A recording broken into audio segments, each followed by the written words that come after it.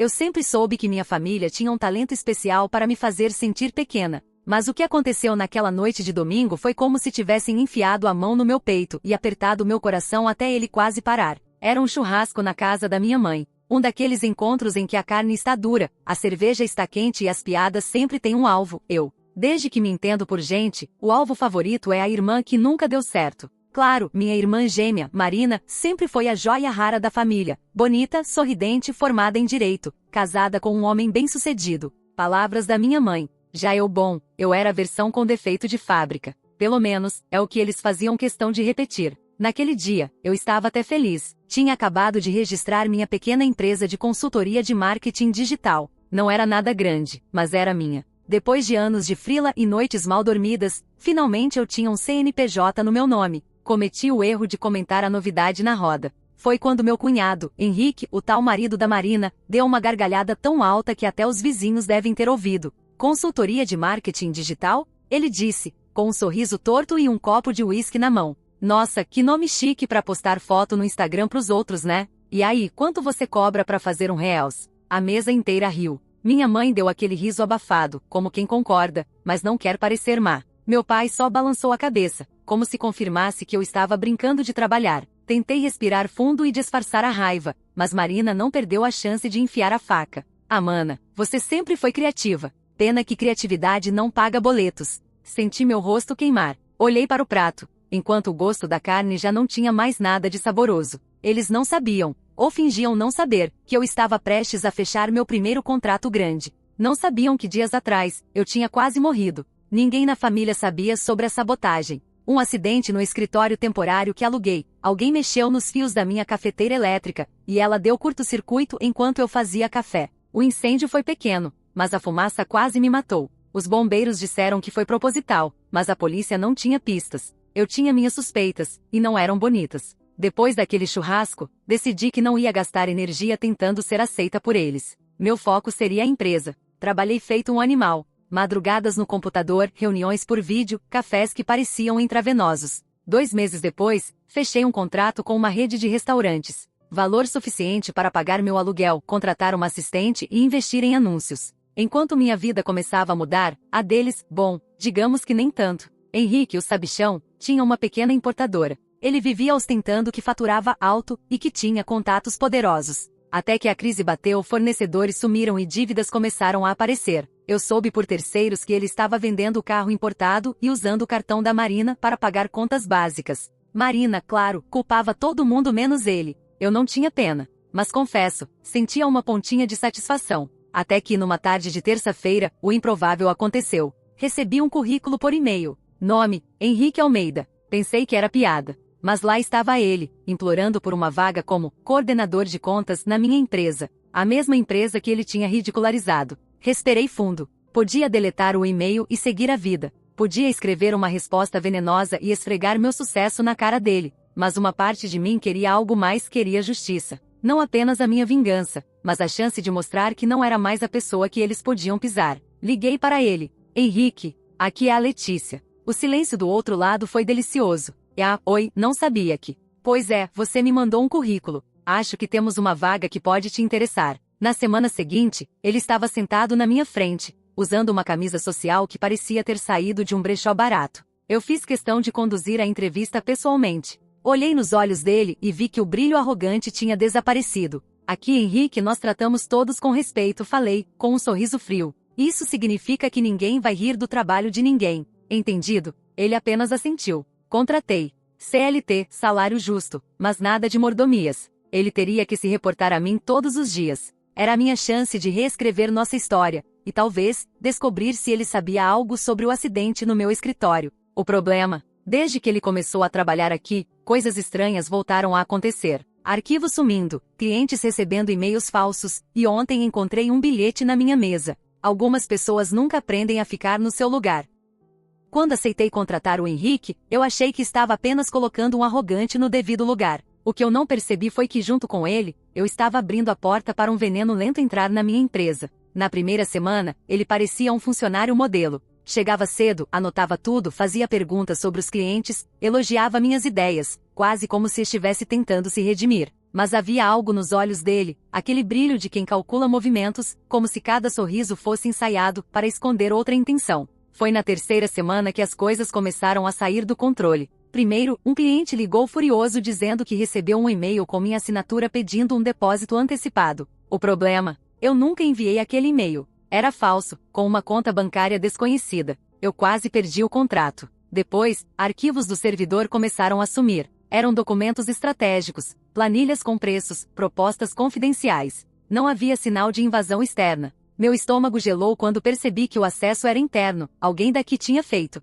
E quem tinha acesso a tudo, graças ao cargo? Henrique. Confrontei-o no corredor. O Henrique, você mexeu nos arquivos da conta Mendes? Ele franziu a testa, fazendo cara de ofendido. Eu? Claro que não. Tá me acusando de quê? Só estou perguntando. É a melhor perguntar com cuidado, Letícia. Ele deu um passo para frente, e sentiu o cheiro do perfume barato misturado com suor. Família é família, mas certas acusações deixam cicatriz. Essa frase ficou martelando na minha cabeça. Deixam cicatriz. Era quase uma ameaça velada. Naquele mesmo dia, encontrei o bilhete na minha mesa. Algumas pessoas nunca aprendem a ficar no seu lugar. Meu corpo inteiro tremeu. Aquilo era uma declaração de guerra. Comecei a observar cada movimento dele. Ele passava muito tempo ao telefone, cochichando. Sempre que eu aparecia, ele fechava a tela do computador rápido demais. Mais estranho, ele tinha reencontrado Marina, vinham almoçando juntos com frequência. Não era difícil imaginar que os dois estivessem tramando algo. Afinal, minha irmã nunca engoliu o fato de eu estar finalmente me destacando. Eu sabia que não podia agir sem provas. Então comprei câmeras pequenas e instalei discretamente no escritório, principalmente na sala de arquivos e na minha própria sala. Também pedi Alt para monitorar todos os acessos ao servidor. Foi então que descobri a primeira peça concreta. Henrique havia baixado um documento confidencial para um pendrive no final da tarde. Documento este que no dia seguinte, foi parar nas mãos de um concorrente direto, que misteriosamente enviou uma proposta idêntica à minha para um cliente em disputa. Não era mais coincidência. Era sabotagem. E a raiva queimava dentro de mim como nunca. Mas havia algo que ainda me deixava inquieta, e se ele estivesse por trás do acidente da cafeteira? Decidi colocar isso à prova. Numa sexta-feira, deixei propositalmente um relatório esquecido na impressora. No topo escrevi, proposta para o cliente da família Almeida. Não existia nenhum cliente com esse nome. Na segunda-feira, recebi um e-mail de um cliente fictício me acusando de tentar roubar negócios da empresa dele. Eu já sabia, Henrique havia mordido a isca. Era hora de agir. No fim do expediente, pedi para ele ficar para uma reunião extra. A sala estava silenciosa, só nós dois. Coloquei o pendrive dele sobre a mesa. Reconhece isso? Ele ficou pálido por um segundo, mas logo recuperou a postura. Não sei do que tá falando. Henrique, eu tenho tudo gravado, inclusive a transferência dos arquivos. Você quer resolver isso agora ou prefere que a polícia veja primeiro? Ele soltou uma risada seca. Sabe qual é o problema, Letícia? Você acha que ganhou, mas ainda tá jogando no meu tabuleiro. É mesmo? E qual seria esse jogo? O jogo em que eu sei de coisas que fariam sua empresa, sua carreira e sua vidinha desmoronarem em um segundo. Meu coração disparou. Tá me ameaçando? Não, só dizendo que às vezes o passado volta. E quando ele voltar, não vai ser bonito. Ele se levantou e foi embora antes que eu pudesse responder. Naquela noite, não consegui dormir. As palavras dele ecoavam como um eco sufocante. Que passado ele estava falando? O acidente? Alguma mentira plantada pela Marina? Ou algo pior? Na semana seguinte, recebi uma intimação. Meu sangue gelou ao ler. Eu estava sendo investigada por fraude contratual em um dos meus primeiros clientes. A acusação? Ter alterado documentos para cobrar valores acima do combinado. E quem era a testemunha principal? Henrique. Ele não estava apenas tentando me destruir profissionalmente. Ele queria me arrastar para o fundo junto com ele. Só que eu tinha algo que ele não sabia: as gravações. Câmeras, áudios, cópias de cada e-mail. Eu podia virar o jogo, mas isso exigiria cuidado. E antes disso, eu precisava entender uma coisa: por que tanto ódio? O que ele e Marina realmente ganhariam me destruindo? Foi aí que, numa manhã, minha assistente entrou na sala com um envelope sem remetente. Dentro, havia uma única foto, minha antiga sala alugada, logo após o incêndio, e no canto desfocado, o que parecia ser Henrique mexendo na tomada da cafeteira. Minha respiração ficou presa na garganta. Ele estava lá, no dia do acidente. O problema é que antes que eu pudesse correr para a polícia, minha assistente entrou novamente pálida, trêmula. Letícia, o servidor da empresa caiu. Todos os arquivos sumiram. E no e-mail corporativo, uma nova mensagem anônima piscava. Agora vamos brincar de verdade. Quando li aquele e-mail, senti como se o chão tivesse sido arrancado debaixo dos meus pés. Agora vamos brincar de verdade. As palavras vibravam na tela como uma sentença. Os arquivos, todos os contratos, propostas, relatórios simplesmente desaparecidos. Minha assistente estava quase chorando na minha frente, e eu tive que me forçar a manter a voz firme. E respira, Júlia. Eu tentei acalmá-la. A gente tem backup, lembra? Sim, mas... Ela engoliu seco, o backup da nuvem também foi apagado. Um peso frio desceu pelo meu estômago. Aquilo não era obra de um hacker qualquer. Era alguém que conhecia a estrutura interna, senhas, rotinas. E eu sabia exatamente quem. Liguei para Henrique. O que você fez? Falei direto. Ele deu uma risada calma, quase preguiçosa. Você precisa ser mais específica, Letícia. Eu faço muitas coisas. Os arquivos. Ah, isso. Pausa. Digamos que estou nivelando o jogo. Você tá destruindo o meu trabalho. Não, eu tô te mostrando que você não é invencível. E que tudo que você construiu pode sumir em segundos. O ódio subiu quente pela minha garganta, mas eu me forcei a engolir. Gritar não ia resolver. Desliguei e imediatamente liguei para meu contato na polícia, um sargento que eu conhecia desde a época do incêndio. Expliquei a situação, enviei os prints do e-mail e pedi orientação. Ele foi claro. Letícia, você precisa de provas sólidas, senão isso vira só mais uma briga de família. E honestamente, briga de família é o tipo de coisa que a gente vê todo dia e raramente dá em algo. Provas eu tenho. E eu já estava abrindo as pastas com os vídeos das câmeras. Ou pelo menos acho que tenho. Mas quando fui abrir os arquivos de gravação, nada. As pastas estavam vazias. Henrique não só tinha apagado os documentos, como também as gravações que eu planejava usar contra ele. A sensação de estar sendo caçada começou a crescer dentro de mim. Foi nesse momento que percebi que Marina não era apenas uma figurante nessa história. Recebi uma ligação dela no final do dia. Mana, fiquei sabendo dos seus probleminhas. A voz dela escorria sarcasmo. Olha, se precisar de um advogado, o Henrique conhece uns bons. Marina, minha voz tremia, mas não de medo, de raiva. Você tá metida nisso? Eu? Ela riu. Claro que não. Mas sabe, às vezes, a vida cobra as contas que a gente deixa penduradas. Aquela frase ficou na minha cabeça. Cobrar as contas. Que contas eram essas? Eu sempre fui a renegada da família, a que ficava de fora das festas, das decisões, das fotos de Natal. Eu não devia nada a ninguém. Ou será que devia? Enquanto tentava entender o quebra-cabeça, minha assistente apareceu novamente. Letícia, acho que você precisa ver isso. No celular dela, um vídeo recém-postado numa rede social mostrava Henrique saindo do meu escritório à noite, com uma caixa nas mãos. A legenda dizia: patrões também erram. E alguns pagam caro. O vídeo estava viralizando. Nos comentários, gente me chamando de golpista, exploradora e até criminosa. Eu estava sendo linchada virtualmente. A pressão no peito era tão forte que precisei sentar. Respirei fundo, e pela primeira vez desde o início dessa guerra, entendi que estava perdendo terreno. Eu precisava virar o jogo, e rápido. Chamei Júlia e expliquei o plano. Conseguir provas diretas de Henrique mexendo nos meus sistemas. Descobrir se Marina estava envolvida no incêndio. Proteger o que restava da empresa antes que ela afundasse de vez. Começamos pela parte técnica. Júlia conhecia um especialista em recuperação de dados, um cara meio excêntrico chamado Davi. Ele topou ajudar e em 2 dias, conseguiu restaurar alguns fragmentos das gravações apagadas. E foi aí que vimos Henrique, sozinho, na minha sala, mexendo no meu computador fora do horário. Não era nítido o que ele fazia, mas o suficiente para provar que ele não estava ali por acaso. Mas a bomba veio no segundo vídeo recuperado. Marina. Sim, minha irmã, no corredor da antiga sala alugada, mexendo na cafeteira um dia antes do incêndio. Meu corpo inteiro tremeu. O ar ficou pesado, difícil de puxar. Eles estavam juntos nisso desde o início. Com esses vídeos, eu já poderia ir à polícia. Mas uma parte de mim queria mais do que justiça legal. Eu queria vê-los expostos, sentir o gosto da virada com meus próprios olhos. Foi quando o destino me deu uma carta inesperada.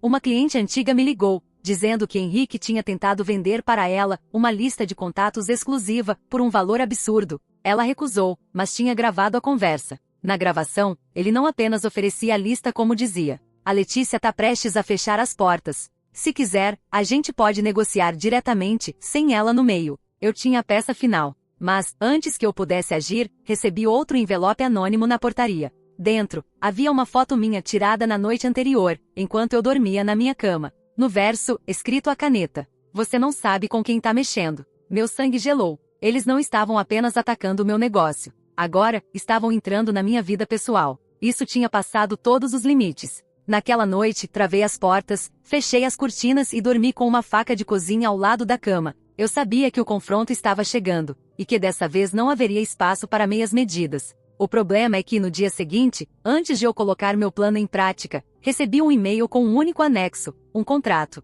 Era o contrato da minha maior cliente, mas com minha assinatura falsificada, valores inflados e a data alterada. E junto, uma mensagem curta. Amanhã, isso vai parar na imprensa. Se esse documento fosse divulgado, eu estaria arruinada antes mesmo de poder mostrar qualquer prova contra eles. Era um ultimato. O e-mail ainda estava aberto na minha tela quando percebi que estava com as mãos tão trêmulas que mal conseguia segurar o mouse. Amanhã, isso vai parar na imprensa. Eu sabia que se aquele contrato falsificado fosse publicado, não importava o quanto eu gritasse minha inocência, a opinião pública me condenaria em segundos. Passei a noite em claro. Revisei mentalmente todas as opções: ir à polícia de imediato, tentar um acordo, ou fazer o que meu coração pedia desde o início. Encarar Marina e Henrique cara a cara e acabar com essa guerra de uma vez. Escolhi a última. Na manhã seguinte, mandei mensagem para Marina. Precisamos conversar. Hoje. Leva o Henrique. É sério. Ela respondeu com um emoji de risada, mas confirmou o encontro. Marquei no escritório. Eu queria ter o controle do território, e mais importante, ter as câmeras novas, que instalei no fim de semana, gravando cada segundo. Quando eles chegaram, percebi o contraste gritante. Marina estava impecável, como sempre, com aquele sorriso treinado para parecer inocente. Henrique, por outro lado, parecia relaxado demais, como se já tivesse decidido que aquele seria o dia em que me esmagaria. E então, mana, Marina começou, jogando o cabelo para trás. Isso aqui é sobre o quê? Sua crise existencial? Não. Eu fechei a porta e sentei à frente deles. É sobre o contrato falso que vocês me mandaram. Henrique ergueu a sobrancelha. Contrato falso? Não faço ideia do que está falando. Então talvez você queira explicar por que a assinatura é minha, mas foi feita no computador que você usou ontem à noite. O olhar dele vacilou por um instante, rápido demais para alguém que é inocente. Vocês passaram dos limites, continuei, tirando um pendrive do bolso e colocando sobre a mesa. Aqui tem vídeos, áudios e mensagens que provam cada sabotagem desde o incêndio da minha antiga sala. Inclusive imagens da Marina mexendo na cafeteira um dia antes de quase me matar. O sorriso dela sumiu. E isso é absurdo. É? Pressionei. Porque a polícia vai adorar analisar isso. Henrique cruzou os braços, tentando recuperar o controle. Você acha mesmo que pode derrubar a gente? Não só acho. Eu vou. Foi nesse momento que joguei minha última carta. O vídeo da cliente gravando Henrique tentando vender informações sigilosas. A voz dele ecoou pela sala. A Letícia tá prestes a fechar as portas. Se quiser, a gente pode negociar diretamente, sem ela no meio. O rosto dele ficou vermelho. Marina desviou o olhar. Vocês sempre me trataram como a fracassada da família. Minha voz estava firme, mas cada palavra carregava anos de dor. Mas agora vocês vão ver que não sou a mesma pessoa que deixaram de fora das fotos de Natal. Henrique se inclinou para frente, e a voz dele saiu baixa, venenosa. E se a gente levar isso para outro nível? Você acha que a internet vai acreditar na sua versão? Você sabe como as pessoas adoram destruir alguém bem-sucedido, que na verdade, é uma fraude. Eu sorri, e juro que aquele sorriso não era de nervoso. É por isso que enquanto vocês estavam vindo para cá, eu já enviei tudo para o meu advogado, para a polícia e para 3 jornalistas que eu conheço. A diferença é que eles vão publicar a verdade. O silêncio que se seguiu foi quase palpável. Marina foi a primeira a se levantar. Isso vai custar caro, Letícia. Eu pago o preço. Mas vocês vão pagar com juros. Eles saíram, batendo a porta com força. Eu sabia que não era o fim. Pessoas como eles não desistem sem uma última cartada. E eu estava certa. Naquela noite, meu telefone não parou de vibrar com notificações. Um perfil anônimo postou uma série de denúncias contra mim, com documentos forjados e acusações grotescas. Mas para cada postagem, já havia uma resposta. Prints, vídeos e áudios que eu havia liberado para a imprensa poucas horas antes. O público estava dividido, mas o estrago contra eles começou rápido. A cliente que recebeu a proposta ilegal de Henrique falou publicamente. Um ex-funcionário da importadora dele revelou dívidas e golpes. Até colegas de Marina no escritório de advocacia começaram a se afastar. 2 dias depois, a polícia apareceu no meu escritório com um mandado de intimação, mas não para mim. Era para Henrique e Marina. Vi pela janela quando eles foram levados, cada um em um carro diferente. Henrique ainda tentou me encarar, mas o ódio no olhar dele já não tinha força de antes. Marina, ela não olhou para trás. Ainda assim, a sensação não era de vitória completa. Eu sabia que processos levam tempo, que eles poderiam tentar um contra-ataque judicial, que a sombra deles ainda pairava sobre minha vida. Na semana seguinte, a calmaria começou a voltar. O Os clientes que ficaram comigo reforçaram o apoio, e até consegui fechar 2 novos contratos. Júlia, minha assistente, virou oficialmente minha gerente, e eu comecei a respirar de novo. Mas como em toda história de guerra, o inimigo nunca desaparece completamente. Ontem, ao chegar em casa, encontrei uma caixa sobre minha mesa da sala, sem remetente. Dentro, havia apenas um celular barato e ligado. Na tela, uma mensagem única no WhatsApp. Isso não acabou. E antes que eu pudesse responder, a câmera frontal do aparelho acendeu sozinha. Foi nesse momento que percebi, eles ainda estavam me vigiando. E talvez, só talvez, a próxima rodada dessa guerra fosse muito mais perigosa do que eu imaginava.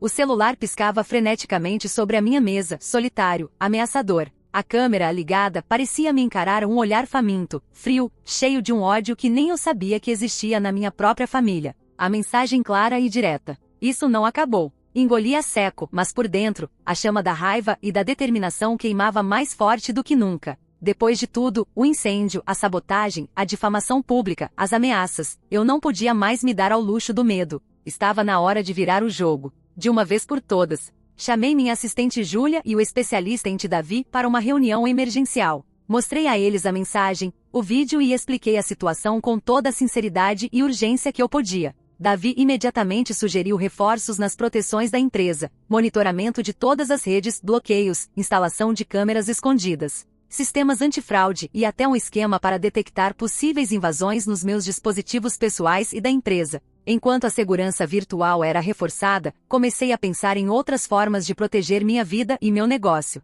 Decidi que não poderia mais agir sozinha. Precisava de aliados. Liguei para minha única amiga verdadeira daquela família torta, Ana, minha colega de faculdade, que nunca acreditou nas mentiras sobre mim. Ela se dispôs a me ajudar a construir uma rede de contatos para fortalecer minha reputação profissional. Ao mesmo tempo, procurei um advogado criminalista renomado para cuidar da parte legal. No escritório, retomei o controle com a postura de quem sabe para onde está indo. Cada cliente que entrava sentia o meu fogo, minha coragem, minha vontade de fazer a empresa crescer, não importa o que tivessem feito para me derrubar. As palavras de apoio começaram a chegar, tímidas no início, mas depois com mais frequência e força. Aquelas pessoas acreditavam em mim, e era isso que eu precisava para continuar. Poucos dias depois, recebi um novo e-mail anônimo. A mensagem não era só uma ameaça, era uma bomba, arquivos, documentos, registros bancários. Conversas sigilosas que revelavam uma teia muito maior do que eu imaginava. Henrique e Marina não estavam sozinhos, havia cúmplices escondidos no meio da minha própria família, envolvidos em esquemas de lavagem de dinheiro e corrupção que afetavam negócios e pessoas inocentes. O choque me paralisou por segundos, mas logo se transformou em uma necessidade feroz de justiça. Não seria mais apenas uma guerra de família, era uma luta contra um sistema podre que tentou me enterrar viva. Reuni todas as provas com a ajuda do advogado, organizei um dossiê detalhado e preparei uma coletiva para a imprensa local. Sabia que isso poderia me expor, mas era o preço para limpar meu nome e derrubar os verdadeiros vilões. O dia da coletiva chegou. A sala estava cheia de jornalistas, câmeras, luzes. Senti o coração pulsar forte, mas quando comecei a falar, cada palavra saía com a força de anos de dor, sofrimento e superação. Mostrei documentos, vídeos, gravações, tudo para provar que a verdade estava do meu lado. A reação foi imediata e avassaladora. As redes sociais fervilharam, hashtags de apoio começaram a viralizar, enquanto o público começava a conhecer a verdadeira face da família Almeida. Henrique e Marina começaram a perder seus aliados, enquanto investigações policiais foram oficialmente abertas contra eles e os cúmplices.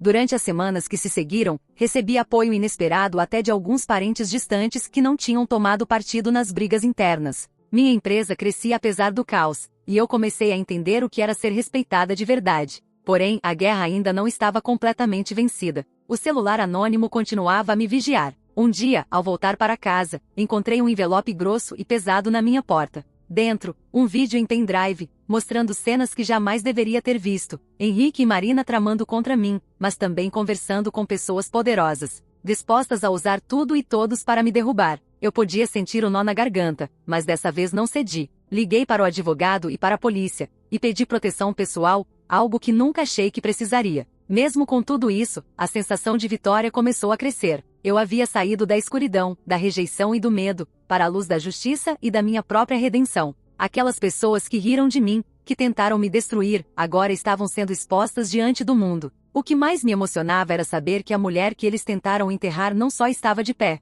mas estava reconstruindo um império. Uma empresa construída com suor, lágrimas e muita coragem. Hoje, quando olho para o meu escritório, para a equipe que acredita em mim e para as portas que abri, sei que cada passo valeu a pena. Sei que a dor da rejeição e da traição foi o combustível para a minha transformação. E acima de tudo, sei que não estou mais sozinha. Que mesmo nas sombras mais profundas, é possível encontrar luz, e que a força para lutar vem de dentro, mesmo quando todos ao redor te abandonam.